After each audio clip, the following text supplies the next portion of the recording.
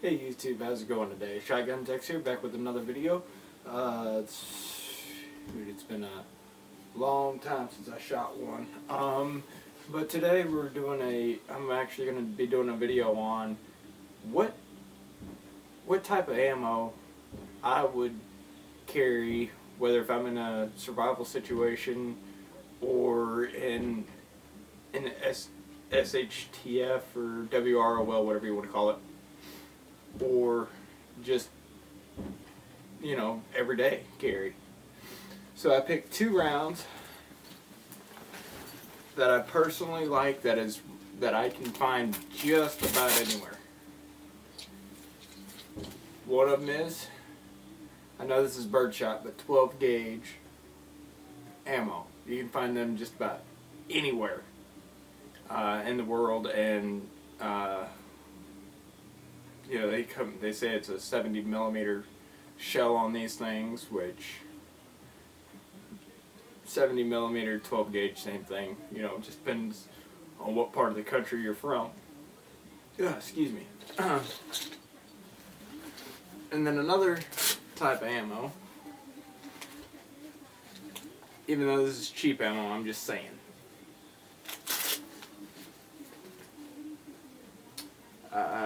Give me a second here so I can try to pull this stuff out. It's not really going to work for me today, but got it. 9 millimeter ammo. This one in particular is the Tula ammo, steel case, non-corrosive. This one's 115 grain, and I think I paid, I don't know, maybe $8 a box for this. $8 for it, for a box of 50. Even though that it is, even though it is an FMJ round. But I think this one is also the most popular. Yes, I like 45s better than I do with 9 millimeters, but when you're talking about either in a survival situation, everyday carry, or, SHTF, whatever, you're going to find more 9 millimeter than anything else. Let's see here if I can get you a close-up shot. I'm not sure if that's going to focus or not, but just some 9 millimeter, and this one is Federal number 8 shot, 1 ounce. So this one's 12 gauge. Then I also have the, I guess it's just another brand. It says USA 2 3/4, 1 ounce, 7.5 shot, which is another one that I got. But what I like to do with these rounds sometimes is that if I have mold, I can cast these into buckshot or slugs, depending on the mold and what I have, if I have the mold and stuff like that. Or I can convert these into cut shells. So these are just really the 2 types of ammo that that I personally would carry in a everyday situation, whatever. SHTF, because any military base, police department, I think it's 60% of law enforcement these days carry the 9 millimeter, and then every police car, police cruiser has a 12 gauge shotgun in the back. So, if law and order's down, there is no law, there is no order, cops are, abandoned their car or whatever, then there's your chance to grab 9 millimeter and 12 gauge ammo. That's if, there is no going back. I would not recommend going to a cop car and taking ammo, but if it's a survival situation, you ain't got no choice, then you gotta do what you gotta do.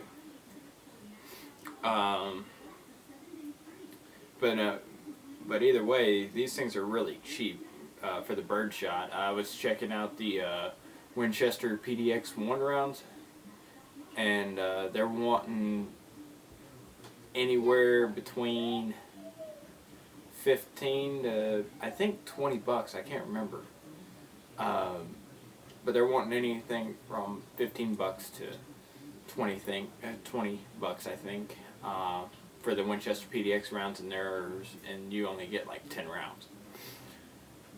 So in that kind of situation, birdshot always comes in handy. In just about any type of survival situation now, if you're going after like big game animals and stuff like that, depending on what your state allows, you can carry buckshot, which I would prefer. But if your state regulates you on what you can hunt with, whether if you can use buckshot or slugs, because I know in New York and in Tennessee, I think as well, they made the law to where you can't use buckshot, you can only use slugs.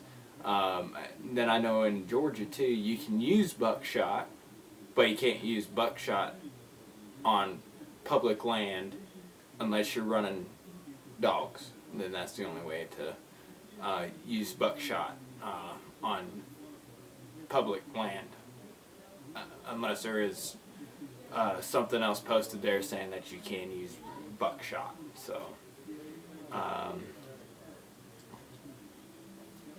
you know, just make sure that you check with your local laws. And I know 7.5 or 8 shot isn't really a big shot, but I knew somebody that has actually killed deer with 1 round of 7.5 birdshot. He thought he had a buckshot in his gun, but it turned out to be birdshot. And because I heard him kill the deer, and I ran over, and I'm like, oh, well, dang. So, but yeah, and he was at a distance of 6 yards, so, you know, if you walk in close on your target, and it's like a big game animal like a deer, this will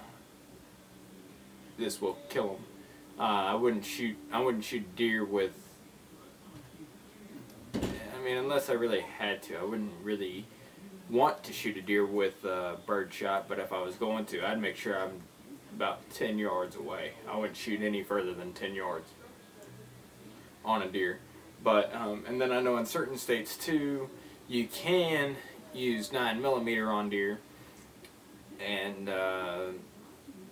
I'm not sure if Georgia's one of them or not, but I know that you can use 9mm. With the Tula ammo, let me figure out what the 115 grain. I'm not sure what the feet per second is on here. Let's see here if I can find it. Shoot, I don't see anything.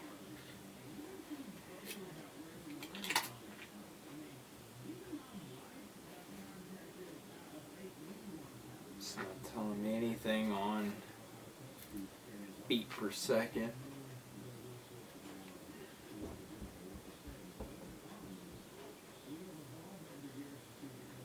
But either way, I'm not sure what the feet per second is on this.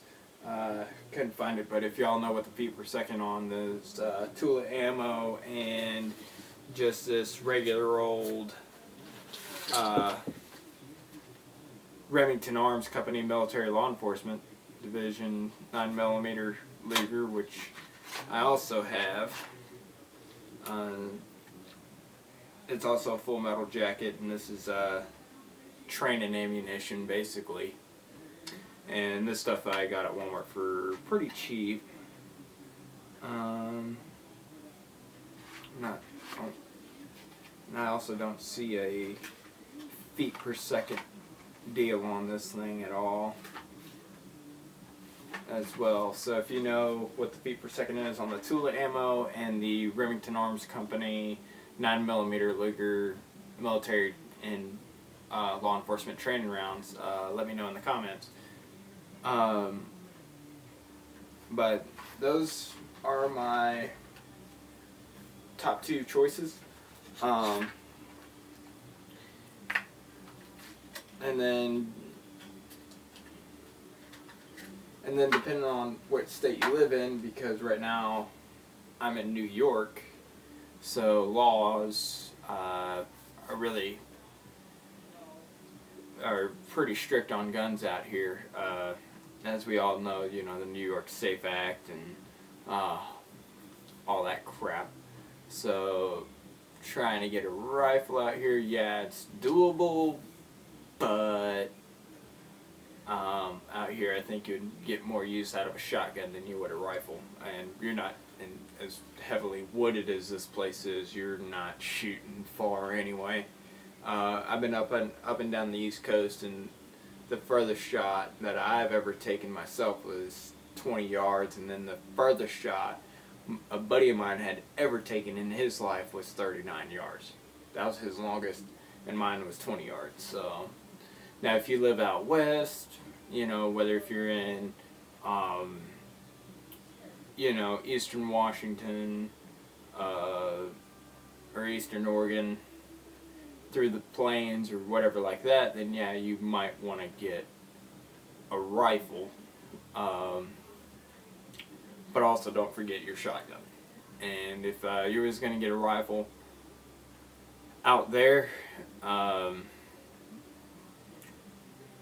the other two rounds, that if you live in those states, I would get a 308 or a 30-06. Both come, you know, pretty readily available. You know, because law enforcement and military uses the 7.62 by 51 millimeter, which is the same thing as the 308. And then a lot of hunters out there, they prefer to use a 30-06. So, you know, it just depends on your area, but my two, 12 gauge and 9 millimeter, and I got a single shot shotgun. I do have a 7-inch adapter arriving hopefully this week, and I'm going to see if I can find a range and test it out and see how the 9 millimeter fares out of that. You know, so that's just what those are just my two rounds.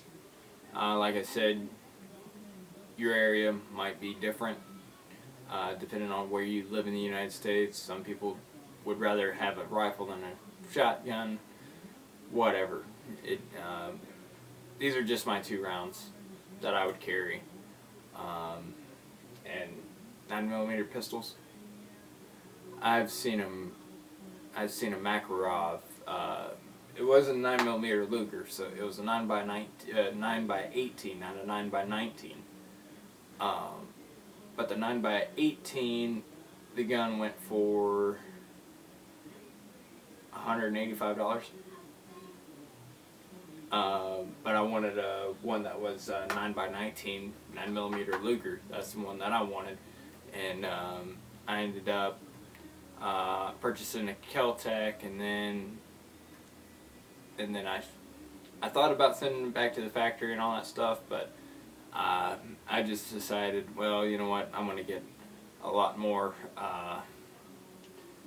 function out of a shotgun than I would a pistol anyway, so I just said screw it and traded it in for a shotgun, which I'll do a video on that later. But my two go-to rounds, 12 gauge, 9 millimeter. Y'all take it easy now. Shotgun Tech's out.